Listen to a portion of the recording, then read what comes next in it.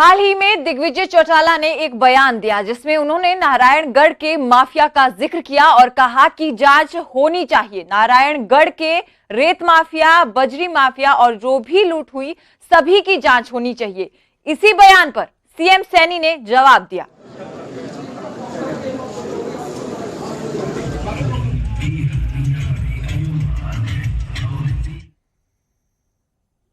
हमें आवेदन मिलता है तो हम आरोपों की जांच भी करेंगे। हाँ, तो आरोप तो बहुत है। नारायणगढ़ के अंदर जो रेत माफिया, बजरी माफिया और जो लूट हुई, वहां पर जो सारी बातें हुई, जजों की हत्या हुई और बात हुई, उन सब बातों पर होनी चाहिए जांच। क्यों नहीं होनी चाहिए जांच? सारी बातों पर होनी चाहिए। सीएम ने भी कहा है कि अगर कोई हमें आवेदन मिलता है तो हम आरोपों की जांच भी करेंगे। हाँ, तो आरोप तो बहुत है। नारायणगढ़ के अंदर जो रेत माफिया, बजरी माफिया और जो लूट हुई, वहां पर जो सारी बातें हुई, जजों की हत्या हुई और बात हुई, उन सब बातों पर होनी चाहिए जांच। क्यों नहीं होनी चाहिए जांच? सारी बातों पर होनी चाहिए। वो कह रहे हैं आप नारायणगढ़ के माफिया की भी जांच होनी चाहिए। दिग्विजय चौटाला बोल रहे हैं ये सब की होनी चाहिए, सब की होनी चाहिए। मैं तो कह रहा हूँ अगर वो कह रहे हैं तो सभी की होनी चाहिए, उसमें कोई भेदभाव नहीं होना चाहिए।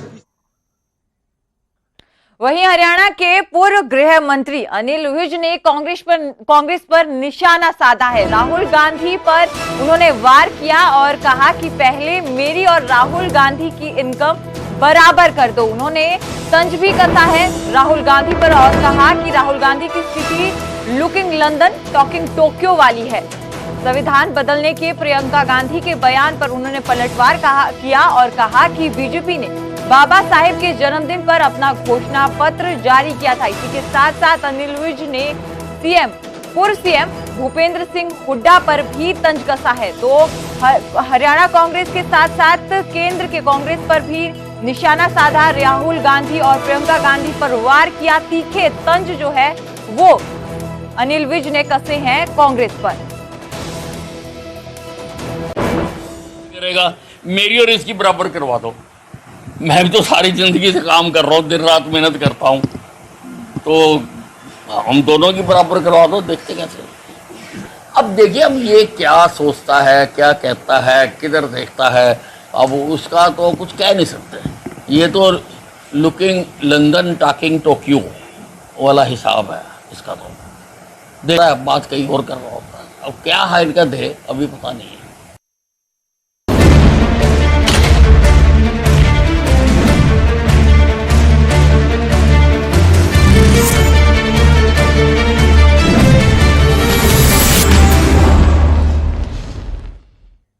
और अब बात करेंगे किसानों की, क्योंकि किसानों की मुसीबतें बढ़ सकती हैं।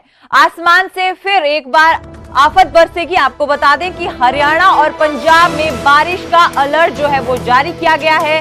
2 दिन तेज हवाओं के साथ बारिश का अलर्ट रहेगा। 50 किलोमीटर प्रति घंटे की रफ्तार से हवाएं चलेंगी।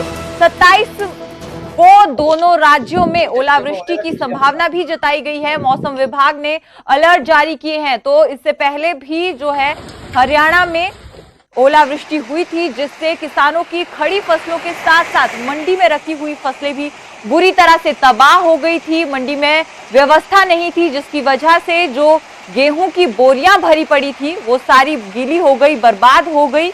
और अब एक बार फिर जो है किसानों की समस्याएं बढ़ सकती है। आसमान से फिर आफत बरस सकती है, क्योंकि हरियाणा और पंजाब में बारिश का अलर्ट जारी किया गया है। 2 दिन तेज हवाओं के साथ बारिश का अलर्ट जारी किया है और 50 किलोमीटर प्रति घंटे की रफ्तार से हवाएं चलेंगी। 27 तारीख को भी दोनों राज्यों में ओलावृष्टि की संभावना जताई गई है। तो किसानों की मुसीबतें बढ़ती हुई नजर आ रही है। फसल खरीद का समय चल रहा है। खड़ी फसलों को भी काफी नुकसान हुआ था और इसके साथ साथ अब 2 दिन तेज हवाओं के साथ बारिश का अलर्ट फिर से मौसम विभाग द्वारा जारी किया गया है।